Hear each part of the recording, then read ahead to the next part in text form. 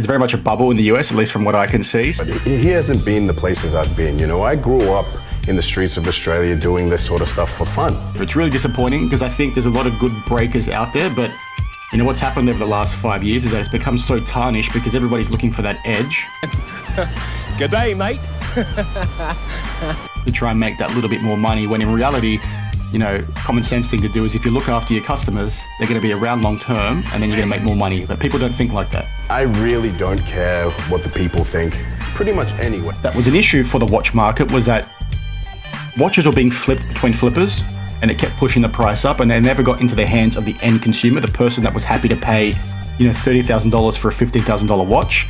And that, when that stopped, it basically came crashing down. And I feel like the same sort of things happening in sports cards where you've got all these, you know, breakers pushing up prices, repackers doing the same. You've got flippers at shows flipping between each other to try and get those little margins. And the next minute you have a card that's now worth 5 figures, when in reality it's probably not even worth 4 figures. The people are going to be acknowledging the tribal thief because we're in homeland. Let's put another shrimp on the barbie. Today we're lucky enough to have Dan, the card man, all the way from Australia. I'm excited for this one. A lot to go over, a lot to talk about. Dan, if you haven't seen him before, he makes content where I find I look more at the macro, the overall picture. Dan really gets into some details and into the micro of it. He's been doing it since 2021. If you didn't know, he lives in Australia, and that's where I want to start. Does being outside of the US bubble, do you think it gives you a different take? Is it easier to see certain things, harder to see certain things? I'll let you run with it. It's probably a bit of both, to be honest. And firstly, thank you for having me on. You know, sometimes I feel like it's easier for me to spot things because, like you said, it's very much a bubble in the US, at least from what I can see. So from my perspective, it's really easy to sort of spot things that are maybe out of touch in terms of what businesses are doing or how people are perceiving things. I've talked before, Australia is very much collector focused. So sort of the surge that we've seen in the hobby in the US over the last 4 years hasn't really happened here. Like we've got a lot of spending and things like that, but people are still very much collector focused. So, you know, when I'm going to shows and seeing what businesses are doing locally, it's very different to what's happening in the States. But I think that impacts my lens on things as well. It makes me see things differently. But yeah, being in Australia, it's definitely got its challenges, right? You know, things will pop off in the States that'll be in a different time zone, obviously. So then I'm playing catch up, or by the time I've recorded something, we've got more news coming out that basically says you've got more information. But yeah, being away definitely helps me. But then, you know, haters in the comments will often say that it's means I'm too out of touch. Oh, we'll get to the haters. I just want to, how common is a card show there? How big are sports, you know, US sports cards there? So US sports cards have always been huge. Like I've talked before, we've got some shows that were happening before the pandemic. They were basically happening once or twice a year. And there's some pretty big Jordan cards here, some pretty big 90s basketball cards here. There's a really big following. There's big PMG collectors out this way, to give context. So it's always been like that. Shows were very slow. You'd get maybe 2 or 3 or 4 when the boom first started. But in maybe the last 12 months, there's honestly been one every other weekend just within my local area of Sydney, which is crazy when you think about Sydney only got 4 or 5 million people living in it. And you've got, you know, basically a show every weekend now. What would be the biggest sports that would be collected there? From a US perspective, definitely basketball. Yeah. How about non-US? So I guess soccer's not that big here. It depends on which state you're in. So if you're in the southern or western states, it's going to be AFL, which is Aussie rules. And then in the eastern states, it's going to be rugby. I've seen those Aussie rules games before. Those are something. That's something. Yes. Yeah. I'm not a big fan of it because it's not a Sydney thing. Like we have a team here, but it's more of a Melbourne and South Australia thing. Brown has to make an attempt to mark the ball. Rewarded for his hard work. Earning the free kick. Martin, the handball, didn't need to play on there. He had Robinson right there with him, but he keeps going. He has flattened Stephen Martin. They play on the Brisbane Lions. And okay, so it's fun. Oh, it's a little crazy. Let's get to a little bit of the underbelly of stuff that you cover. Something I see that's somewhat recurring. I don't know how recurring, but just the autograph mess. How you know, even the ones signed that are licensed by Topps or Panini, it still doesn't prove much, or it's still a mess. I'd love you to go on a little bit about that. Just inform some viewers of your takes on it all. Yeah, 'cause I think a lot of people fall into the trap of just because, manufacturer has produced something, the autograph is legitimate and genuine. And what we've sort of seen over the years is that's certainly not the case. And this goes back to as long as they've been, paying athletes to sign cards. My biggest message around this is just, being educated, being aware, and just do some research before you go ahead and buy them. Don't just blindly spend thousands of dollars on something just because Panini says it's legitimate. And we've seen that in particular in recent months with Topps' release of a few soccer sets where the Messi autos in those are fake. They're allegedly signed by his agent, who is his brother. That's a proven thing. Yes, it's proven, yeah. Topps have come out. Well, this is where it gets interesting, right? PSA didn't want to authenticate them because customers had submitted to PSA. And then PSA got in contact with Topps and basically said, we're not going to authenticate these. Can you do something for the customers? They ended up replacing them, so giving the customers new autographs on new cards, but Topps are still standing by those original autographs, which makes no sense, right? If you're replacing them, they're not genuine. But that's and you very said recent. it was the agent or brother who That's the long-standing rumor. So Messi's agent is his brother, and the theory is that he's signed things for him over the years. There's some Panini products in particular that are very notorious, like 2018 Eminence as an example, and a few others from around that time span. But that's obviously it's not confirmed, but that's the long-standing rumor. But like I said, Topps have replaced those autographs because PSA complained. Yeah, and how many times do they not find out or figure it out? The other one I've heard from some of my viewers is, some of the, and this makes sense, a reason they're signing a line or just a JL or anyone can do that. It's not an intricate signature. It's so, and you watch some of these, I don't know if I've seen some of the bigger name, bigger name UFC fighter or old base player, and they're just getting hundreds of cards, thousands of cards they have to sign. It's a lot of work. Yep. And then, once you dig a bit deeper into how these signing sessions work, you understand that these businesses don't really have a whole lot of oversight either, because people think Topps is watching it happen. But what happens more often than not is they'll send, a third-party representative there that they'll sign an affidavit and say they cited it, but did they go ahead and cite it? Who knows? What also happens is it's often the manager or a family friend of the player that basically signs that affidavit. And, if you're an athlete making millions and millions of dollars a year, why are you going to sign 1,000 cards? It's just ridiculous. Every to make 3 months 50 grand. or something, it's insane. And then soccer in particular is even more interesting because they make a lot more money, especially someone like Messi, right? He'd be making, hundreds of millions of dollars a year across everything that he does. So is the 100 grand he's getting from Topps or whatever they're paying him really worth his time? Probably not. Of course not. Now, in some of the new deals, because Fanatics is so involved, I think it's in some of their contracts or some of the things that I could be wrong. That's why some of them are showing up to Fanatics Fest and things like this. It's not out of, I think they have to. Yeah. It's definitely not out of goodwill, that's for sure. Okay, so you've talked, I believe fake comps, trimp slabs, loaded boxes. We can go CT scanners. Before we do any of that, let's just talk about breakers real quick, because I don't think this is talked about enough. Someone mentioned to me they used to break. They put a nickel on the back of the wheel. You got a weighted wheel. There are so, and I'm sure digitally, whatever. Some people, okay, it's all. There are so many things we don't think about in brakes. CT scanning product. Why do people just take it on face value? It's unreal. I think, to be honest, I think people are just lazy and they just assume the best in people, unfortunately. But what we've seen over the years is that there's all these, gimmicks that they do to try and, put it back into their favor. It's really disappointing because I think there's a lot of good breakers out there, but what's happened over the last 5 years is that it's become so tarnished because everybody's looking for that edge to try and make that little bit more money, when in reality, common sense thing to do is if you look after your customers, they're going to be around long term and then you're going to make more money. But people don't think like that. Yeah, that's just not how the culture of sports cards is gone. And it's disappointing because some industries think like that, but definitely it's not happening in ours.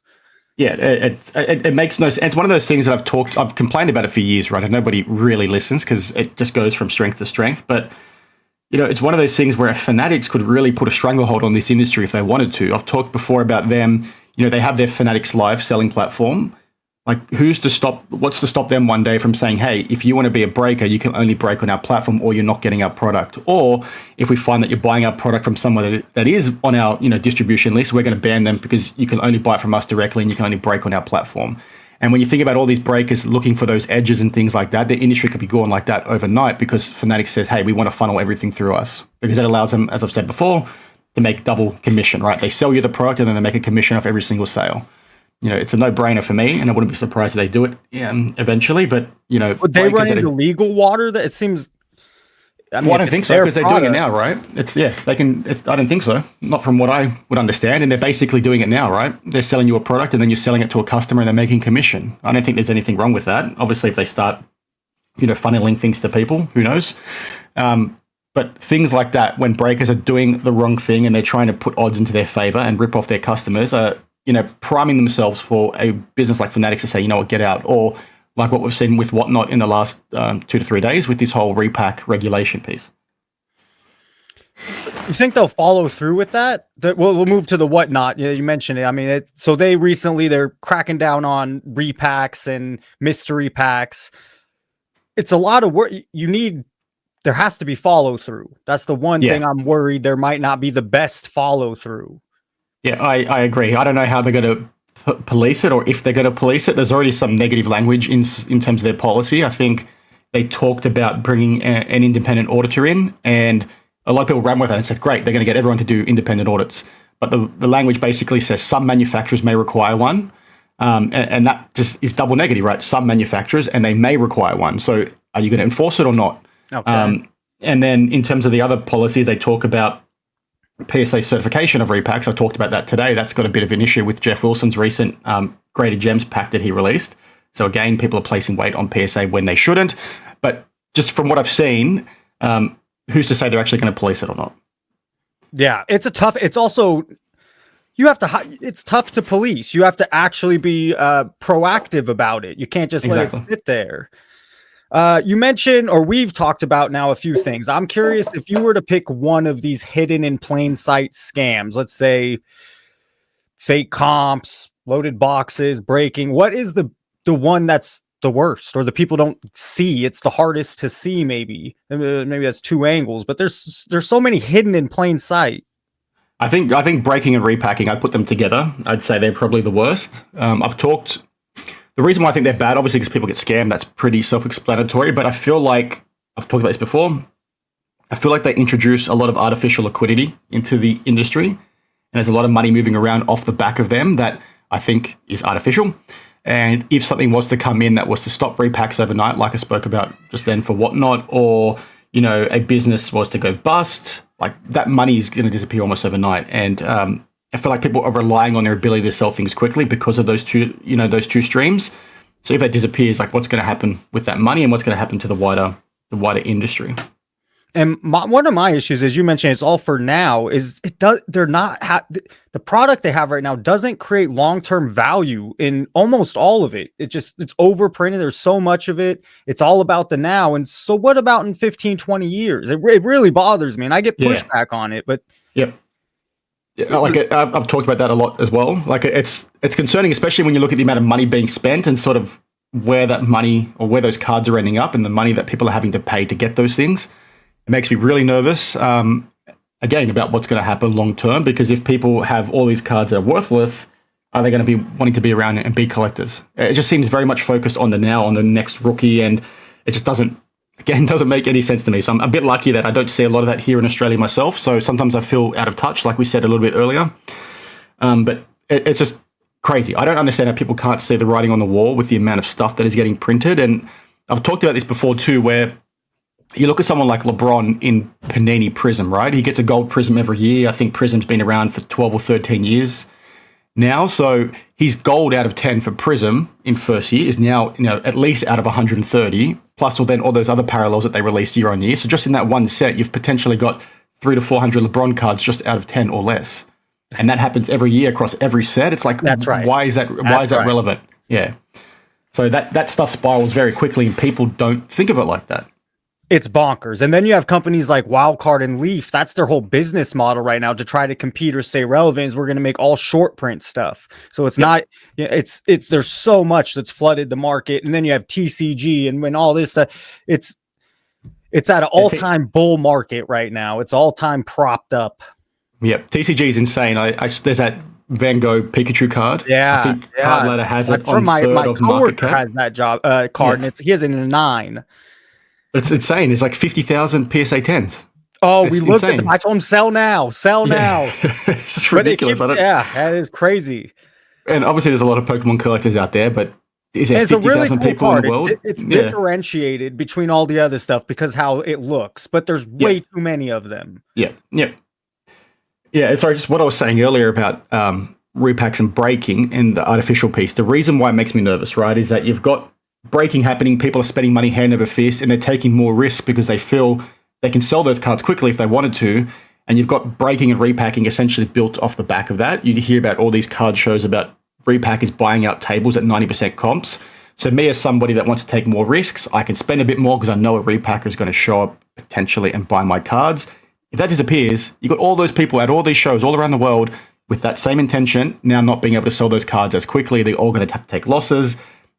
It's just a bit sketchy, and one of those things that people need to think more about. Like, obviously, I'm probably thinking too doom and gloom with that sort of stuff. I don't think people so. need to think about it.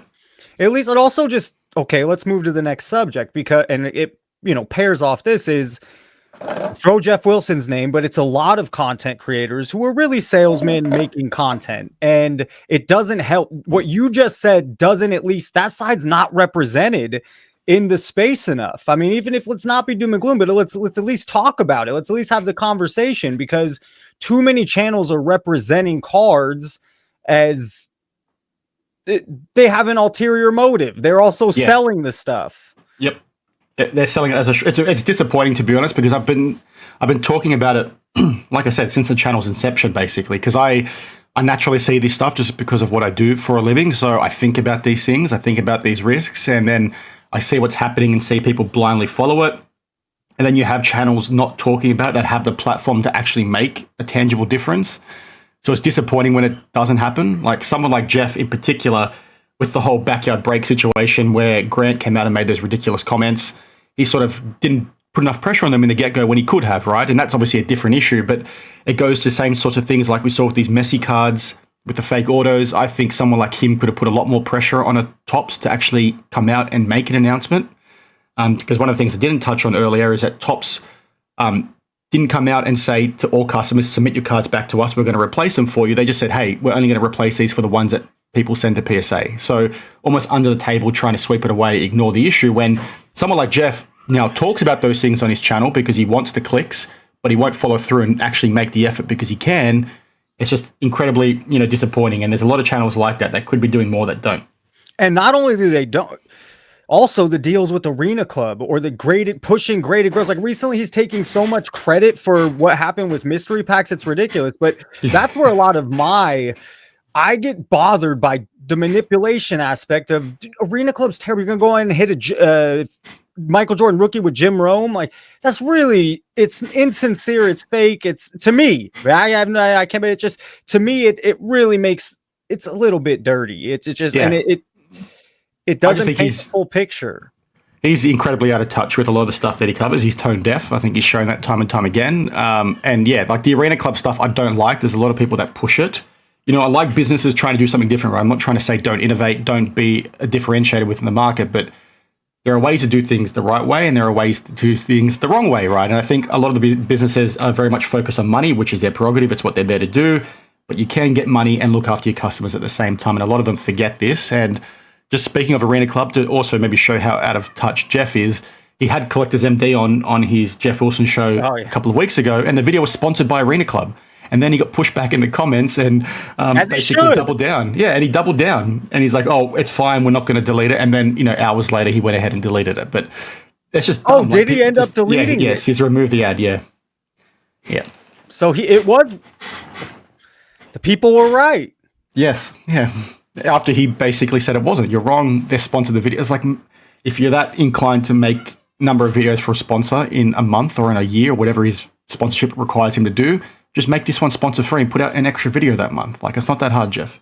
And Collector MD is trying to be a place where you can go if you have an addiction with correct, yes, this stuff. So it was very hip, two opposite sides. Hey, come gamble with us on Arena Club and let's talk about how you cannot be addicted, I guess. Yeah. Out of touch is the right word. Yeah.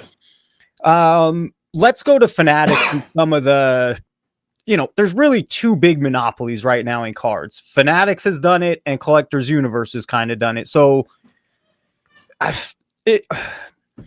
what is your feeling about them owning the licenses to all the major U.S. sports? I don't like it. I really wish we had more competition. Like, I would love to see multi-license agreements and have like a Panini and Fanatics produce things at the same time. But I don't think we're going to see that anytime soon, because I don't recall, like, their licenses are for like a long time, right? Isn't it like 30 years or something ridiculous? They're in a lawsuit about it. But yes, it is. You're right. They've got the antitrust. Yeah, is that what it was? The antitrust lawsuit or whatever it was? I think Panini sued them for trying to create a monopoly. Yeah, which is contradictory of Panini, but one of those things that I think like it needs to change, because it's just not if they continue what they are doing now with the overprinting and the lazy effort with card designs. I don't think it's going to be a good thing for collectors in 20 years time. Do you think, I already kind of know your answer, but I'm going to ask you anyways, is this real demand or manufactured optimism? I think it's more manufactured optimism, to be honest. Why would you say that? How come? Just on like where the money's being spent in the space. It goes back to what I was saying earlier about breaking, and I just feel like it's not legitimate. I don't think, to take a step back, right? A couple of years ago, I spoke on the channel about the parallels between sports cards and luxury watches. Now, I'm a watch collector, and there's a channel on YouTube called Roman Schaff, and he's basically got a show. I'm not sure if you've seen it before, but it's called The Grey Market, and they do like a reality show when they're selling watches. And one of the things he talked about that was an issue for the watch market was that watches were being flipped between flippers, and it kept pushing the price up, and they never got into the hands of the end consumer, the person that was happy to pay, $30,000 for a $15,000 watch. And that, when that stopped, it basically came crashing down. And I feel like the same sort of things happening in sports cards, where you've got all these breakers pushing up prices, repackers doing the same. You've got flippers at shows flipping between each other to try and get those little margins. And the next minute you have a card that's now worth 5 figures, when in reality it's probably not even worth 4 figures. So my concern is, what are we going to see when, let me take a step back. The concern is cards are not ending up in the hands of the end consumer, the collector that actually wants to own it for that price. So how much of the prices have to come down for that to happen? And sure, you've got people, spending big money on PC cards at the moment, but that's because everything is up. So, if this demand is artificial and it does reduce, that's also a bit sketchy, a bit worrying for me. I think it's really well said. I found the shine thing. I mean, it's the easiest one to see, but it's just market manipulation. And you're right. Yeah. I think it's a lot of not real comps. Yep.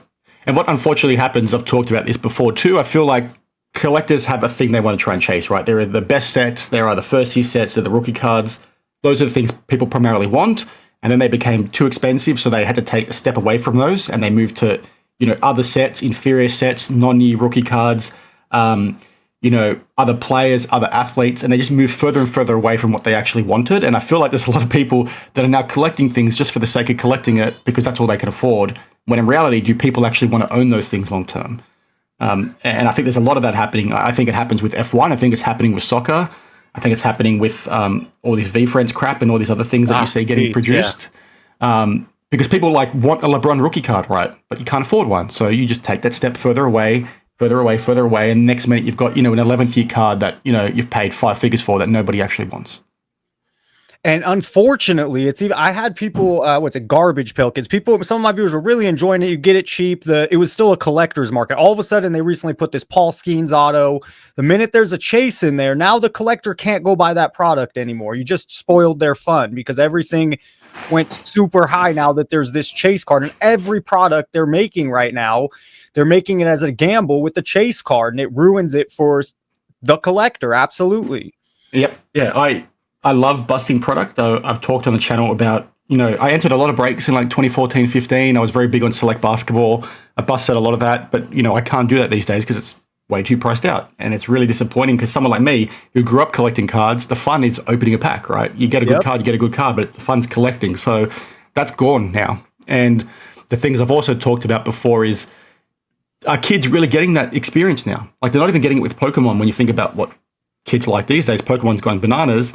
But they can't even do that with those because the product is too expensive. So if you've got, thinking back to our childhood about opening these things and getting that, memories about it, are kids in 10 years time, 15 years time going to have that? Or are they just going to see cards as something you buy, you rip and you throw away? And also, if that's the sentiment, Yeah. Oh, go ahead. Finish that thought. Sorry. I was just going to say, if that's their sentiment, right, towards cards, are they going to want to collect them in 15 years' time? That's something else that is, top of mind. And the other thing, when I was a kid and opened a pack, those went into my binder. They didn't, I'm not going to go sell them on eBay. I kept those cards. I have those cards till today. The other thing I want to say is it's not even the price that's turned me off so much. It's the overprinting. Why even buy the new stuff? I find, okay, I'm going to get a Wemby rookie and this, and there's a million other ones. So I'm almost turned off by the overprinting. It seems so stupid to buy anything right now in wax or unsealed or sealed, because in 2017, when who was it, Mahomes or maybe Bellinger or not Manny, who's the other one, Tatis Jr. I don't know if you're baseball, but there just wasn't as much of it. The pop counts were lower. There wasn't as many sets. Now it's a set a week. Yeah, it's ridiculous. It's way too hard to keep up. There's too many parallels. There's just too much, and it is overwhelming.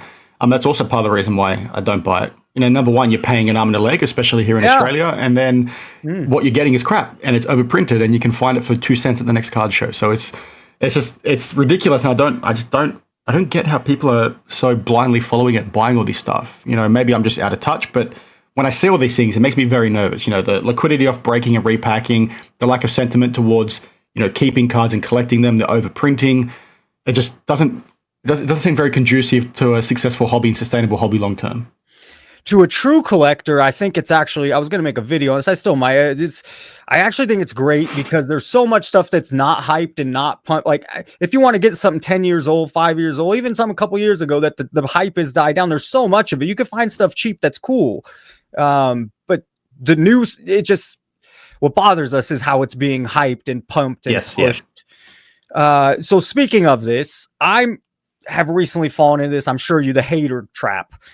That there's a balance between holding people accountable and being called a hater, and nobody's holding anybody accountable. So I think the hater label's very unfair, and maybe I'm biased.